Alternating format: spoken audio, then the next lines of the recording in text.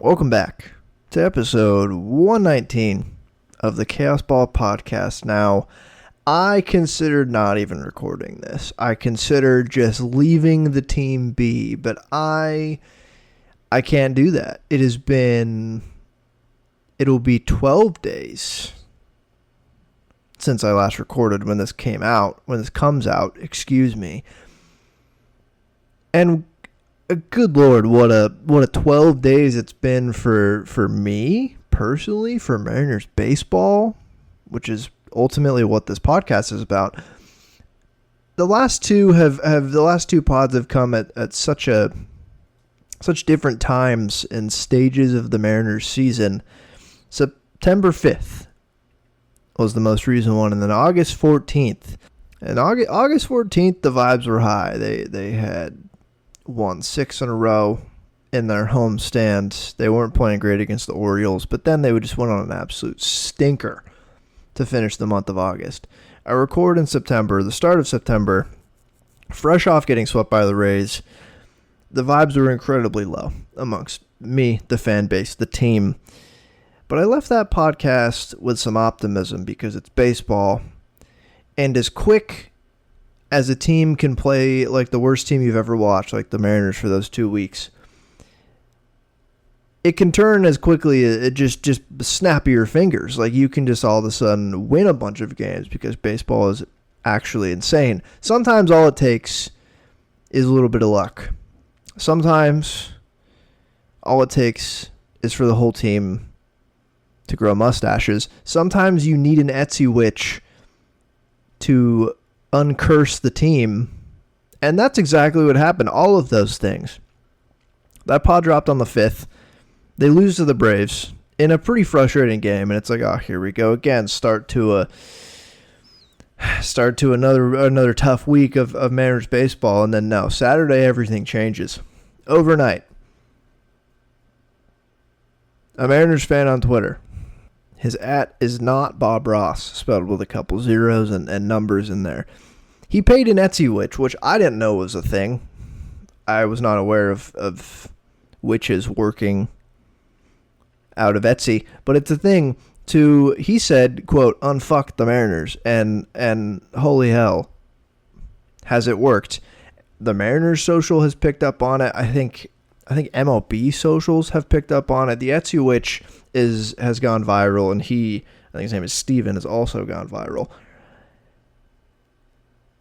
He paid the Etsy witch, and they scored 28 runs to win that series against the Braves. They're 9-0 since then. I'm recording this before they kick off their last road trip of the season in Kansas City, and then they go to Houston. Huge road trip. But they're 9-0 since the Etsy witch. They're also 9-0 since I got engaged. I got engaged on the 6th, and they won the game that night, and then they haven't lost since then. And I want to keep riding this high. Etsy witch, mustaches, engaged, all of it. I want all of it. I want them to keep winning. Sometimes that's all it takes. Baseball is insane. Sometimes you need to pay an Etsy witch. So that is the significant thing that has happened for Mariners baseball since the last pod. They have catapulted up the standings. They're a half game above the Astros in first place for the AL West. They're 3.5 games ahead of the Rangers. No longer in the wild card, although if they were in the wild card, they'd be tied with the Boston Red Sox for the second wild card spot. Yankees and Red Sox are also kind of limping to the finish line. So are the Tigers. Low key, like the Mariners are the Tigers are within the sights of the Mariners for seeding. I don't think they're going to chase the Blue Jays or catch the Blue Jays. I don't think there's any chance of that. They're 6 back of them, but they're only 3 back of the Tigers. So if they keep riding this mustache Etsy witch bender that they're on, and let's say win the AL West, they're not resigned to be the 3 seed, it appears. They could totally catch the Tigers, who the Tigers are still a good team, but again, limping to the finish line. Like the Mariners are by far the hottest team in baseball. The 9-0 stretch that they've been on, they have scored the most runs in baseball over that stretch, 66 runs. Not shocking, they had the best team WRC plus over that time, 148. The starting pitching has gotten back on track, you could say. They have 11th best ERA in ball over that time, tied for 10th best actually with Boston, 3.24. That's better than where they've been in the season. Like, there's just been better starts from guys who have been limping. And the bullpen is really the story here. The bullpen over this time has thrown 38 innings, which is the third most, tied for the third most in baseball over that span, which you usually associate as a really bad thing.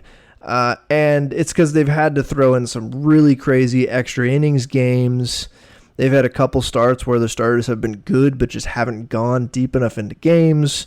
So you look, and they have a .24 bullpen ERA over that time. The teams around them with as many innings, the Angels are in first with 39 and a third, 5.26 ERA. Rockies are in second, 38 and a third, 5.4 ERA. The Rays are tied with the Mariners for most innings over that span with 38 and have 4.03 ERA. Then there's the Mariners, .24. Just incredible, an incredible run for the bullpen. Because they haven't been blowing teams out. Like the Etsy Witch high they rode with the Braves has not been why they're winning these games. Like, they beat the Cardinals 4-2, 5-3, 4-2. Angels 7-6, 2-1, 5-3, and then on Sunday they did crush them 11-2. But it hasn't been like the offense has been great. A lot of the run scoring leading the league came from that Braves series and the one Angels game. Those rest of those games have been 2 and 1 run victories off the back of the bullpen, and everyone has been good. Even Jose Castillo threw 3 phenomenal innings for the Mariners and isn't even on the team anymore. He got DFA'd because they needed to bring up Ligomena to eat some innings on Sunday. The bullpen has been incredible. So that is the huge. I think that's the not the sole reason, but that is the main reason they have managed to string this many wins together. Because the homestand, it wasn't amazing offensively. It was a solid homestand. They scored enough runs to hand it off to the bullpen that's just on an absolute bender. So that has been just phenomenal to watch. Everyone in the bullpen cook. Everyone. But it's come together wonderfully. The back of the pen looks great. I don't want to project that the middle of the pen is going to be this elite if there's October baseball in the future for this baseball team, but they look pretty damn good. They've looked pretty damn good. There's been plenty of bright spots on the offense too. It's not I'm not underselling the total offensive contribution. Most everyone has been, like, for the month of September, really solid, I would say.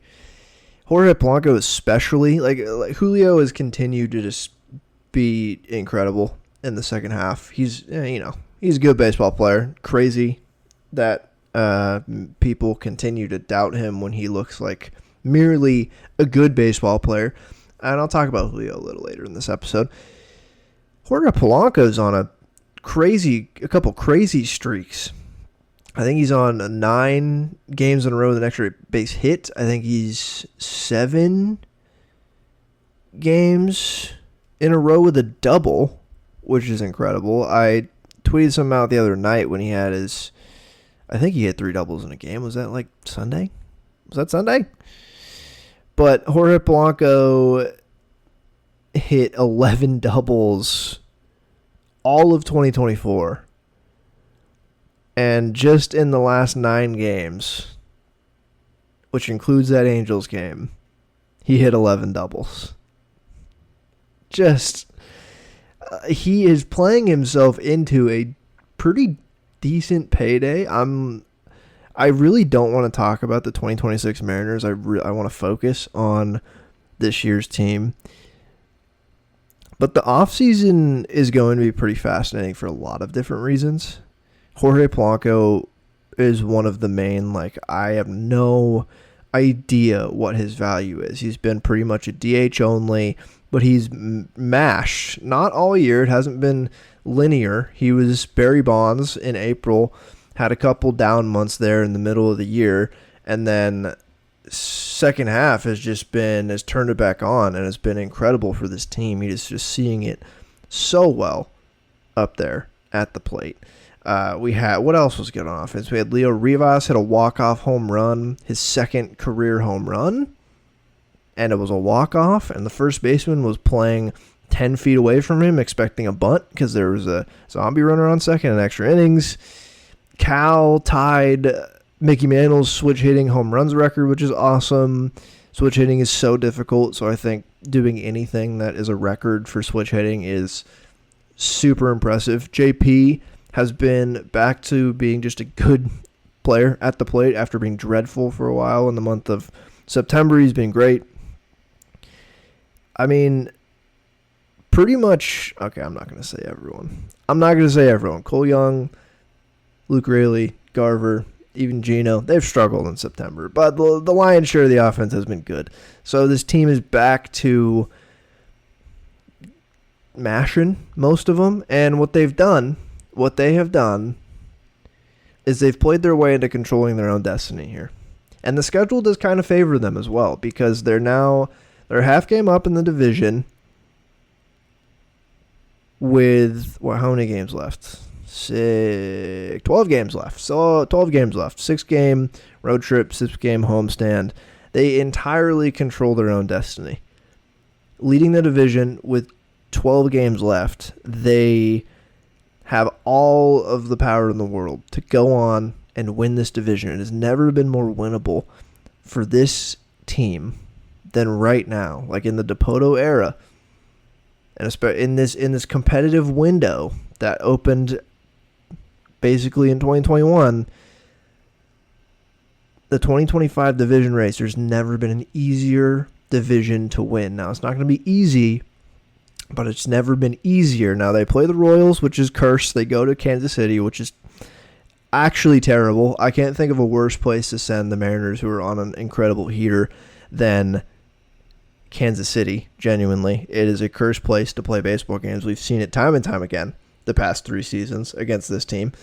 But then they go to Houston for 3 games, and that's massive. That could, I don't think they'll be in position to clinch the division at that point. Obviously, there's 6 games after that, but that could end up winning them the division. Like, if they take 2 of 3 in Houston and then handle their business against the Rockies, you never know. That could be the division locked up then and there. You have the ability to put distance between you and the Astros. Now, the Rangers aren't out of it. Why also the destiny is in the Mariners' hands, is in their own hands, is because the Astros and the Rangers play each other this week. They start this series Tuesday as well. Again, this is before the games are happening, so I don't know what is happening in that series, but I believe they play a 3-game set this week while the Mariners are in Kansas City. So I think you got to root for the Rangers, right? I think we have to root for the Rangers. They're 3.5 back. I'm not quite scared of them. The Astros aren't an amazing baseball team, but they're still the Astros. Jordan just snapped his ankle in half, which is brutal. But that's part of why there's not going to be a better year than right now to win this damn division, to break the 24 season drought that it is. So they're here, and it's real nervous hours because they haven't been in first this late in the year since 2001. So that's a little nerve-wracking. And I just don't like the vibes of the schedule. Going to Kansas City and then Houston feels terrible. And then finishing the year against the worst team in baseball and one of the worst teams of all time in the Colorado Rockies also scares me, because they should sweep that series. It will be malpractice if they don't, but that's not how baseball works. And then you get the Dodgers for the last 3 games of the season, and the Dodgers still are kind of pussyfooting around a little bit. The Padres haven't been playing amazing baseball either, but the Dodgers might have to beat the Mariners at least once, quite possibly twice, to lock up the NL West, because they might only win like 90 games, which is crazy. So it's going to be a stressful 2 weeks. It's going to be a very stressful 2 weeks. I hope they can. I don't even know what can the NC Witch come to Kansas City? Would that reverse the absolutely cursed energy that is in that ballpark? I hope. Maybe, I don't know, because we're at a point. What if they win out? Does the NC Witch just have to throw out first pitch of a wild card or divisional series? I feel like we need to get her down here. I think she lives in Canada. So I think we probably need to get her down here. Looking at the playoff odds, and I'll get out of this very long opener just talking about where the Mariners are at. But that's where we're at in the year, is this type of just like where we're at. There's 2 weeks left. It's a sprint. This is when the marathon turns into an all-out sprint. The Mariners currently 97.2% chance to make the playoffs according to Fangraphs. They now officially have 64% chance to win the division, which is almost double the Astros. That has flipped completely on its head the past week. 11% chance to win the World Series, which is they have the highest odds in the American League to win the World Series with 11.1. That's 0.1% more than the Blue Jays. That scares me. It scares me that it's that high. So playoff odds is the thing that makes me not trust computers the most, I swear to God. But that's where the Mariners are at. You knew this. This is where the Mariners are at. Like I said, I couldn't resist doing this podcast because they've been playing so well. This was a good time. I'm out of town this weekend. I don't know if I'm going to pod before the season's over unless something crazy happens. I mean, maybe before the final series, but I might just let it, after this one, I might just let it go. I might just let the season play out and just see what happens. But some milestone watch for our two sweet homegrown boys, Cal Raleigh and Julio Rodriguez. Cal Raleigh is on the verge of breaking more records. Like I said, he tied Mickey Mantle's home run record for switch hitter, which I think Mickey Mantle was pretty good at baseball. Last time I checked, he was all right. The only reason I know that is because people were calling Mike Trout Mickey Mantle a decade ago. No, I'm just kidding. But Cal's on the verge of breaking that record, which I'm inclined to believe he's going to break. There's 12 games left. I think he's probably going to do it in the Kansas City series. He is once again looking like an absolute animal. This month, he is, I think, his WRC plus. Now, I completely lost the number. Oh, it's right there. 170, same as Julio's for the month of September. He's not striking out as much this month. He has 4 home runs. He is just back on track after a brief little slump there. He looked tired. Which is fair. He's hit a lot of home runs and caught a lot of baseball games this year, so it's understandable that he's a little tuckered out. But he's back. He's been back on track, which is great. That is kind of exactly what you needed him to do this month, despite the rest of the offense being pretty sound. I think you want him to be incredibly frightening up there for every pitcher going into late September and then October baseball, knock on wood. So he's there. He's encroaching on Ken Griffey Jr.'s single-season home run record, 56. Which I know he did in back-to-back years. We'll see if Cal can do that, which would be unheard of for a catcher. Literally, this is already unheard of. He's already broke that record. He's broke both the catcher home run records. The home runs in a season as a primary catcher, which was Salvador Perez's record, and he's broke the record for as a catcher home runs, which I'm completely forgetting who set that record. I just had to pause to look it up because that was annoying me. Javi Lopez for the Braves. But he's breaking these records. It would be sensational if he broke Ken Griffey Jr.'s record. I'm inclined to believe he's going to break that one too. He's hitting so well right now. All month he's been locked in. He's re-locked in again after a little mini slump. He's over 8 wins above replacement on Fangraphs as a catcher. It's It is unprecedented, the season he's having at the plate and behind the dish. He's over 100 runs, over 100 RBIs, 14 stolen bases. He's got 54 home runs. I think he's by the time that we return to Seattle. I say we like I'm on the team. By the time the teams return to Seattle on the 23rd of this month, I think he's going to have broken Ken Griffey Jr.'s record. I hope I'm not jinxing. I'm knocking on wood. I hope that's not a jinx. I think at the very least he would have hit at least one more to break Mickey Mantle's record. I think he's breaking Griffey's record by the time we even face the Rockies. And then the march to 60 is in his sights. I think his little slump really set him back.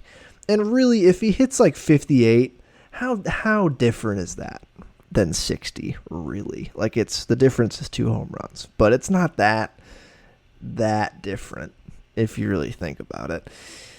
So we'll see what he does in this Kansas City series. I really think, I don't know, the offense I think just needs to score 1 million runs because we've seen how demonic the Royals can be with making comebacks. Like, double digits might not even be enough, to be honest, really.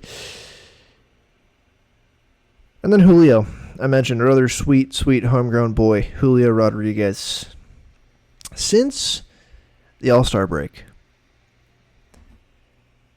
Julio Rodriguez is tied for fourth in Fangraphs wins above replacement among all Major League Baseball players. It's Geraldo Perdomo, which I straight up did not know about before I looked at that stat today.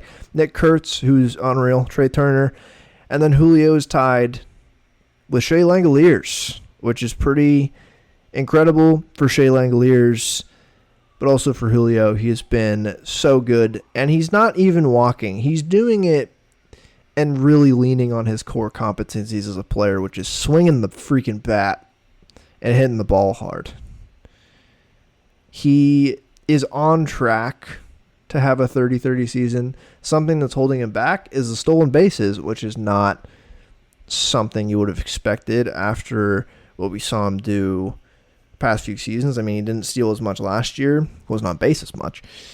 But he's at 27 stolen bases and 30 home runs. He is going to probably have 30 home runs, over 100 runs, maybe 100 RBIs, and potentially 30 stolen bases. His K rate on the season is down to 21.7, which would be his career best by far.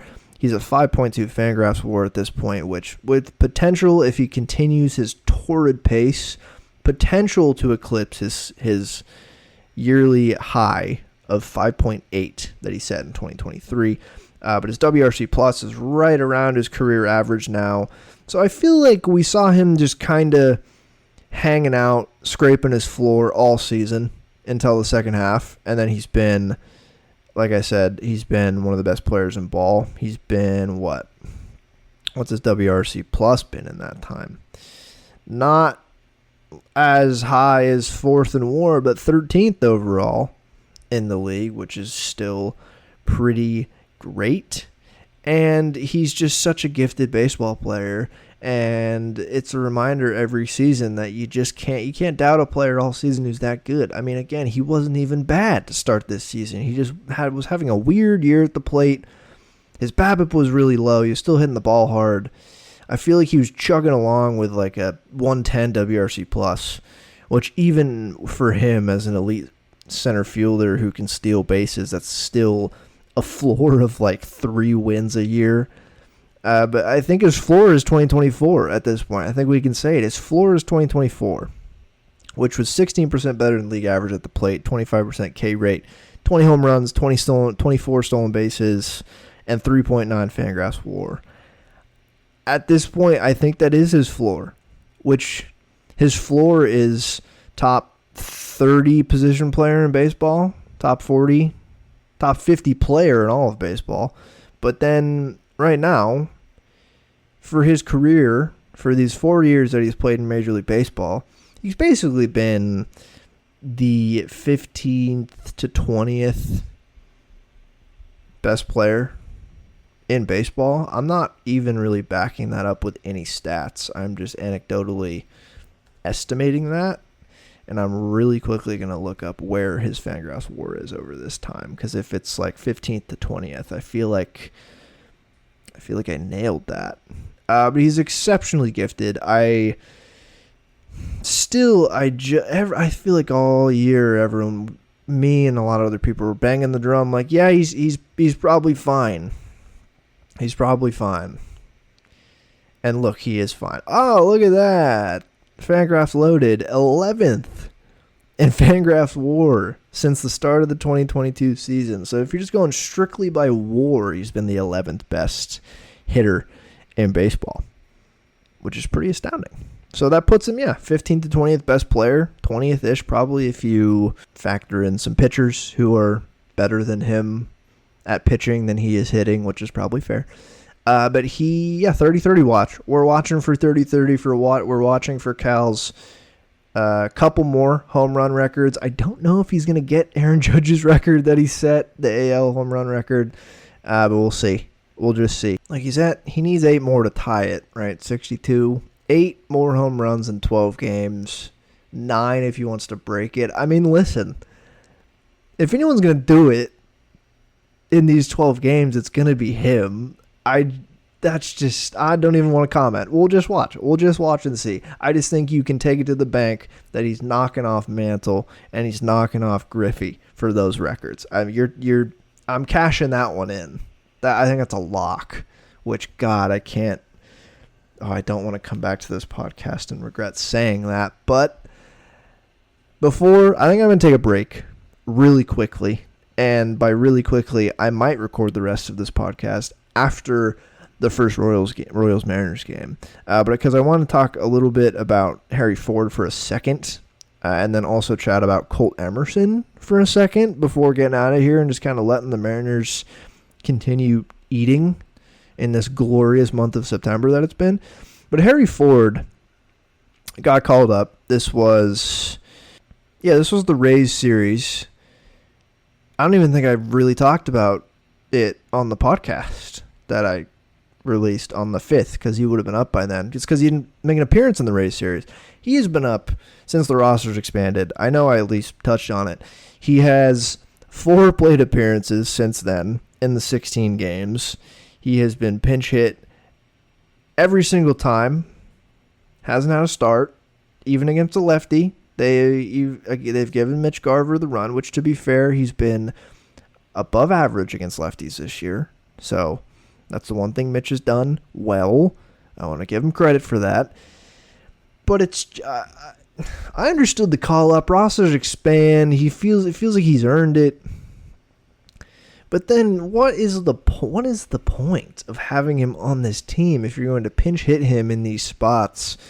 To be fair, he had a walk-off the other night. He walked off the Angels in that Saturday, or no, not the Saturday, my bad. In the Thursday night game, he walked off the Angels. Like, he had a sacrifice fly. So he has a walk-off and an RBI before he has a hit, which also happened with Cole Young this year, which is very funny. But, like, what is the point of having him on the team? Wouldn't it have been better to just leave him in AAA and let him continue to just hit down there for the rest of the season it looks like they're going to make the playoffs into the AAA postseason? It's so odd, and this is not a unique opinion. Everyone, I think, all the fans think it's a little odd. I mean, they're 9-0 in their last. They've won 9 games in a row, so no one's really like kicking and screaming that Harry Ford's not playing because they haven't been losing. So there's no reason to kick and scream at Dan like play Harry Ford. But he's still behind the backup catcher Mitch Garver. He has kind of played corner outfield a little bit in the minors recently, but Robles just came back. Canzone's been great, and then the other guys are going to play over him, Randy and Julio, obviously. You also are trying to shoehorn Luke Raley into this lineup as much as you can, despite him being pretty bad for all of this season. Just what's the point? What's the point is what I'm asking here. Like, Mitch Garver's contract is up after this year. it makes a ton of sense to me to have him on the opening day roster next season if they don't trade him this offseason as just the main backup catcher. Maybe you get Cal off his feet slightly more next season, given the season he's put in this year, right? And Harry Ford catches up more than Mitch Garver did this year, still can probably DH a little bit. Just right now, it's just you get him some reps on the big league club, but it's just baffling that it seems like they didn't have a plan. 4 plate appearances in the entire month of September, all via pinch hit, is not a plan. That is yeah, sure, let's call him up. Why the hell not? We have him. They couldn't call up another pitcher. They're at the pitcher limit. I don't know who else they would have called up, position player-wise. They already brought up Leo Rivas again, who's been just great, just such a little pest and so needed on a roster that wants to be really annoying in the playoffs like this team does. Just Harry Ford, what's the point, was my main note here. It's just kind of odd that he's on this team. But again, no one's complaining. They've won 9 in a row. No one is complaining. But with that, I am taking a break, and I will be back to chat a little bit more about the Mariners and then just let them breathe for the rest of the season. All right, audibled a little bit of an audible. I did take a brief break to do something, but I'm still recording this prior to the official beginning of the Mariners' last road trip of the year, so I still don't know what has happened in that one and won't until later this evening for me. So this will come out after the first game of that series. Hopefully they won. Hopefully they are now on a 10-game win streak. And they hopefully got the Kansas City monkey off their back. That would be nice, but I'm skeptical of anything going well in Kansas City. But the last thing I did want to chat about a little bit was Colt Emerson and somewhat of what this means for the 2026 Mariners, because the offseason is going to be fascinating, as I mentioned earlier. I think this is potentially Dipoto's biggest challenge is this offseason. There's a lot of moving parts. I think there's more money and more stakes at hand as well, because there's more money involved with some of these guys. And there's now this next wave of prospects also hitting at the same time. So there's going to be a lot of decisions to make. But this is focused on Colt Emerson. Why? Because Colt Emerson has been called up to AAA. In just a month, a little bit over a month's time in Arkansas, he's been called to AAA. This one makes sense on multiple levels. The main one being that the AA season's over, and I don't think Arkansas was in the playoffs or anything. So this just extends his minor league season, gives him a little bit of run in AAA and the PCL, and then potentially some postseason AAA ball with the Rainiers. The Rainiers were also just kind of short an infielder, especially with the September call-ups. I know they lost Leo Rivas, and then I want to say Miles Mastrobuoni's been hurt. That could be me completely making that up, but it seems like they've needed an infielder. Cole Emerson fits the bill. He's the Mariners' number 1 prospect now, and I feel like I've barely talked about him this season because I've been talking so much about the big league club, but he has become the number 1, clear-cut number 1 Mariners prospect, and he's only risen up prospect boards this season as well. He's now, I think, the MLB number 11 according to Pipeline. Yep, number 11, and I think Baseball America has him at number 12 overall. I think everywhere has him as the Mariners' pre-consensus 1 prospect, and it's pretty simple why.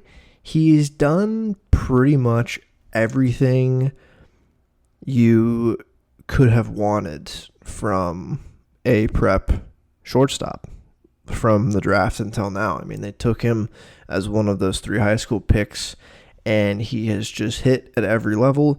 He briefly last year upon his promotion to Everett, had a little bit of a down year. There wasn't a whole lot of power once he got up to Everett compared to a lot of the good hitting he was doing in A-ball. But then he started off this season.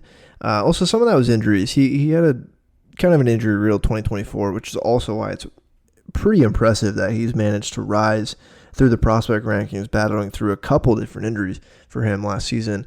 Started this year in Everett and hit the ground running. I mean, making a lot of good contacts, walking a lot, not striking out a ton, a lot more power in his bat this year too. 11 home runs this year. It seems like he did something with his mechanics. It looks like he did something with his hands. I'm no expert, but he definitely made a couple tweaks in the offseason, put on a little bit more muscle, hitting for a lot more power. And he's only 19, which is very young for the level, especially once he got up to AA. And now he's in AAA as a 19-year-old, which is very young for the level. So 19-year-old shortstop, and again, doing everything you want. He played 90 games this year for the Everett Aqua Sox, which went on to win their league after he was gone, but he did a lot of that. He did a lot of the legwork for that team as well. He slashed 281, 388, 453 in Everett with 11 home runs, 58 runs, 51 RBIs, 6 stolen bases. A lot more power was very encouraging from him this season. And then he gets promoted to AA, and his slash line in AA in 34 games was 282, 360, 430, which is a really, really solid slash line. Only 3 home runs in those 34 games, which is still roughly on pace with what he was doing in Everett. That ballpark is tougher to hit home runs in by everyone's account. That is it's pitcher's ballpark. You're striking out a little bit more so far in AA, not walking as much. Not unexpected when you get promoted and you're this young to take a little bit less walk, strike out a little bit more. But I think the Mariners have seen enough and wanted to extend his 2025 season to get him up to AAA. Why the hell not? And I think the biggest reason, on top of his bat just slowly coming along and progressing, even though it started at a good level as a 17-year-old, and it's only gotten better, but his defense is what I think has really not catapulted him up the rankings. He was pretty highly ranked when he came out of the draft, but steadily kept him as the number one Mariners guy and has now had him flirt with a top 10 prospect in baseball, almost consensus top 10, is that defense at shortstop. I don't think it's taken a hit by all accounts. Everywhere I've seen, from prospect rankers that I trust, from people within the Mariners organization talking about him, his defense has potentially gotten better at shortstop than when they drafted him.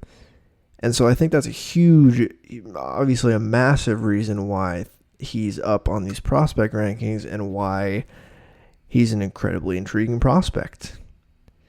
Because so many prep shortstops end up like you see Cole Young. Cole Young moved to second base. That makes sense. A lot of them moved to third base. A lot of them are really good enough athletes to go play in the outfield. Shortstop is an incredibly difficult position.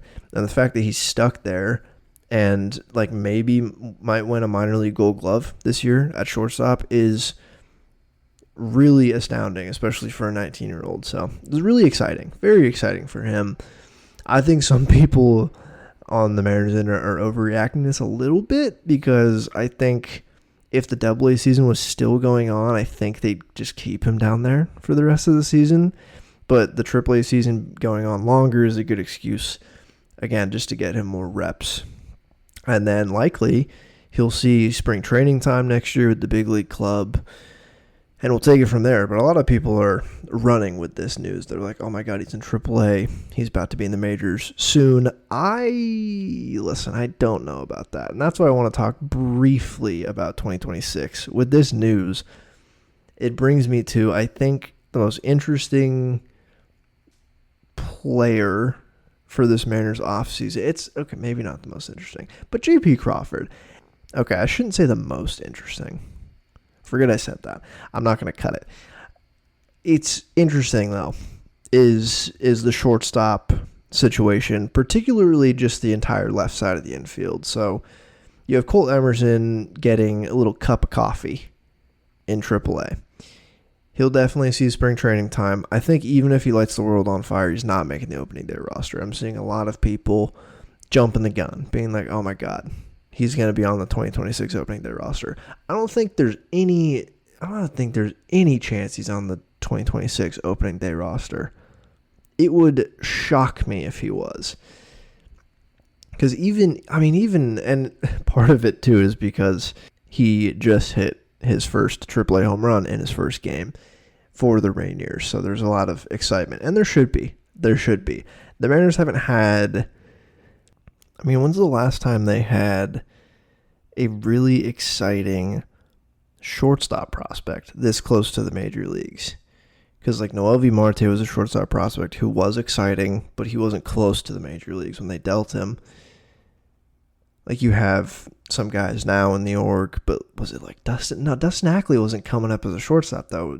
Cal Seager was playing some shortstop, but even then, I don't know if it was he's close to the major leagues to play shortstop for the team. I think it was fairly clear that he wasn't going to play shortstop.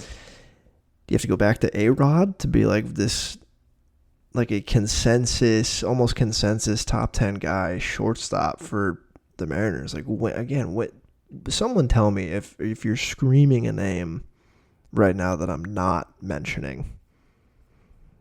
Maybe a decade ago, maybe Ketel Marte. Who else? Drew Jackson, perhaps? But I don't think he was super exciting. I don't think he was up on the prospect boards. Officer Nick Franklin, no. I feel also he probably wasn't. I don't think he was getting ranked highly by Baseball America and stuff. So you have to go far back to find this, but it's exciting. I just think we just got to cool it a little bit because I think his play time on the Big League Hub in 2026 is a big question mark. Maybe if he has another great minor league year next year, he's up later in the season. They try to figure that out. Maybe he can play a little bit third base. It seems like potentially he might be better than JP already at shortstop. I don't want to say that for sure. Just the metrics, they haven't liked JP for years now. They liked him last year, oddly enough, but he's been a fine shortstop. The problem is JP, I don't think it's a conversation for who's starting opening day next year shortstop. It's JP. He's on $12 million next year. And then he's a free agent.